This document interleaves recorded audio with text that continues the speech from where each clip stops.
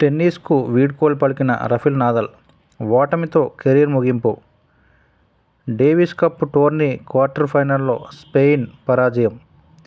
22 grand స్లామ్లు, 36 masters సిరీస్లు, 1000 ట్రోఫీలు, 25 ఏటీపీ 500 టైటిల్స్, 10 ఏటీపీ 250 టైటిల్స్, 2 స్వర్ణాలు, ఒలింపిక్ స్వర్ణాలు, 209 వారాల పాటు వరల్డ్ నెంబర్ 1, 1250 ర్యాకెట్లు, 300 కిలోమీటర్ల స్ట్రింగ్, 16,500 మీటర్ల ఓవర్ గ్రిప్.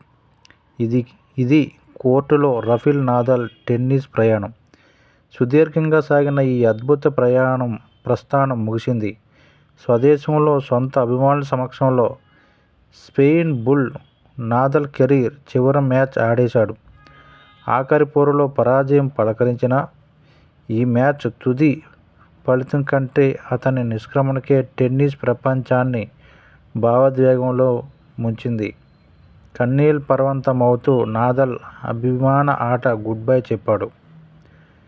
ప్రపంచ టెన్నిస్ను శాసించిన దిగ్గజాల్లో ఒకడైన రఫెల్ నదాల్ 2 దశాబ్దాలకు పైగా సాగిన కెరీర్కు వీడ్కోలు పలికాడు. గతంలోనే ప్రకటించినట్లుగా డేవిస్ కప్ టోర్నీలో జాతీయ జట్టుకు చివరిసారి ప్రాతినిధ్యం వహించిన తర్వాత అతను రిటైర్ అయ్యాడు. భారత కాలమానం ప్రకారం మంగళవారం అర్ధరాత్రి దాటాక ముగిసిన క్వార్టర్ ఫైనల్స్లో స్పెయిన్ 1-2తో నెదర్లాండ్స్ జట్టు చేతిలో ఓడిపోయింది.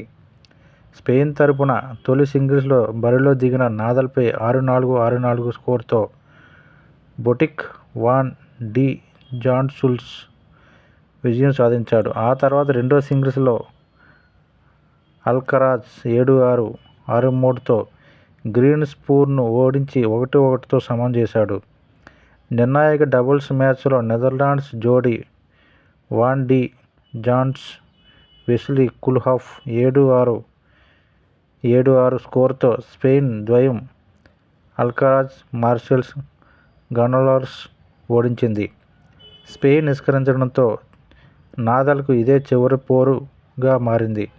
నదాల్ మ్యాచ్ను తిలకించేందుకు కుటుంబ సభ్యులందరూ వచ్చారు. మ్యాచ్ ఆరంభానికి ముందే స్పెయిన్ జాతీయ గీతం ఆలపిస్తున్న సమయంలోనే 38 ఏళ్ల నదాల్ కన్నీటి పర్వంతమయ్యాడు.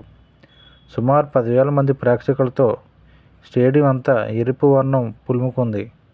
తర్వాత అతను ఆటలోని అడుగుపెట్టాడు. కోర్టులో ప్రతి షాట్కు అభిమానులు రాఫా రాఫా అంటూ జేజేలు పలుకుతూ ప్రోత్సహిస్తుండగా అతను పోటీ పడ్డాడు. అయితే ఊహించినట్లుగానే గతంలో తన స్థాయికి తగ్గ ప్రదర్శన ఇవ్వలేకపోయినా అతను వరుస సెట్లలో ఓడిపోయాడు.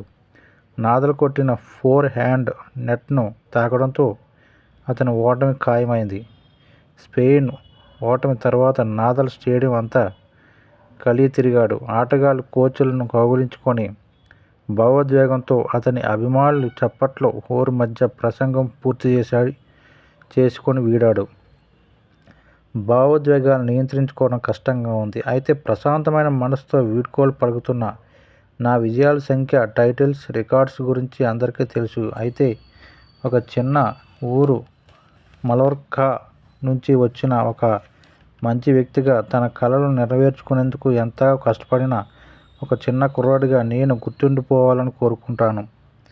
ఈ విషయంలో నేను చాలా అదృష్టవంతుడిని. నా కెరీర్లో ఎంతోమంది మిత్రులను సంపాదించుకోగలిగాను. డేవిస్ కప్లో తొలి మ్యాచ్ను ఓటమితో మొదలు పెట్టిన నేను ఇప్పుడు ఓడి ఎక్కడ మొదలు పెట్టానో అక్కడికే వచ్చాను.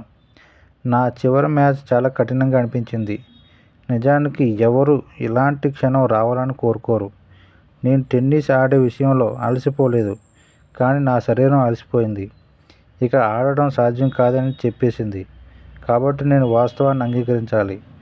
నిజాయితీగా చెప్పాలంటే ఒక హాబీగా మొదలుపెట్టిన ఆటలో ఇంత గొప్ప కెరీర్ నిర్మించుకోగలగడాన్ని నేను గొప్పగా భావిస్తున్నా. పైగా నేను ఊహించిన దానికంటే ఎంత ఎక్కువ కాలం ఆడగలిగాను అంటూ తన యొక్క భావోద్వేగంతో కన్నీటి పర్వంతంతో గుడ్ బై చెప్పాడు.